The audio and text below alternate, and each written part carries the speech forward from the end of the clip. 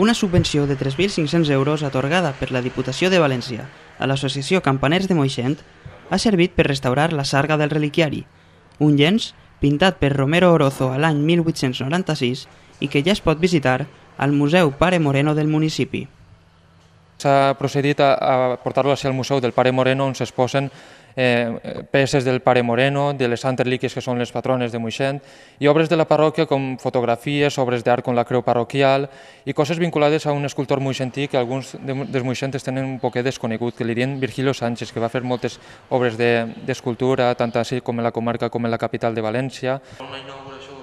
Aquesta no és la primera millora que du a terme l'associació Campaners de Moixent, responsable del manteniment en bon estat d'altres elements de la parròquia. Segons explica el seu president, la pintura es trobava en molt mal estat i feia anys que havia de restaurar-se per a que els moixentins i moixentines pogueren gaudir d'ella. Per darrere de l'expositor hem vist que estava molt mal perquè tenia inclús un paper de fàbrica de torró de Moixent, estava molt deteriorat per darrere, estava trencat a pedaços i ara el que s'ha fet ha sigut fer-li una base consistent amb una tela, un bastidor nou, s'han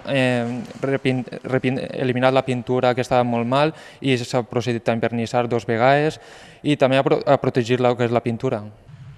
Les tasques de restauració han sigut realitzades per l'empresa Art i Restauració d'Algemesí entre el mes de gener i el mes de maig.